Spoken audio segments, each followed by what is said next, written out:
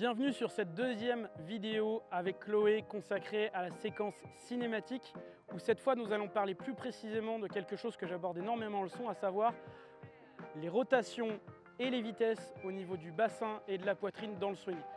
Est-ce que la poitrine doit tourner plus ou moins que le bassin? À quel moment? Nous allons y répondre tout de suite avec Chloé qui va vous faire quelques swings et nous allons vous donner un exercice pour vous permettre d'être plus efficace sur ce point-là et bien comprendre comment cela doit fonctionner. C'est parti.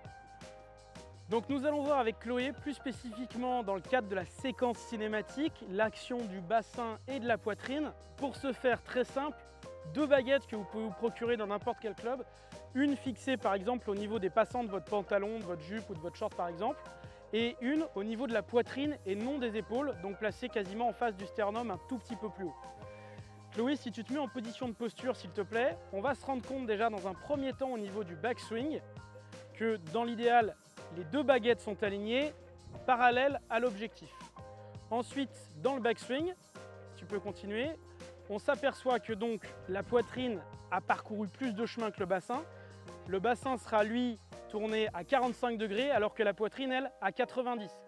Beaucoup d'entre vous, énormément d'amateurs, ont tendance à trop tourner. On n'arrête pas de se dire il faut tourner, mais attention, pas plus que ça, sans quoi vous risquez de vous mettre dans des positions inadéquates.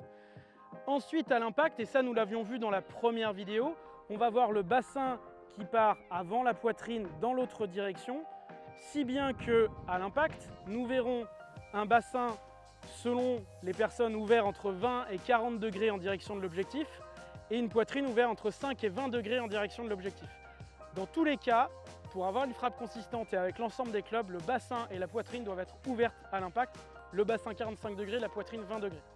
Chloé, est-ce que tu peux répéter cet exercice plusieurs fois? Et donc je vous invite tous à faire ce que fait Chloé actuellement, éventuellement vous y entraîner chez vous, dans une salle, pas forcément au practice, et vous permettre donc de travailler cette séquence.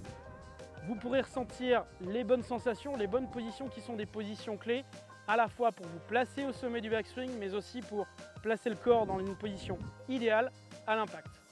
Merci à Chloé d'avoir participé à ces deux séquences, merci à vous d'avoir suivi ces deux vidéos, et à très bientôt sur VB Golf Coaching.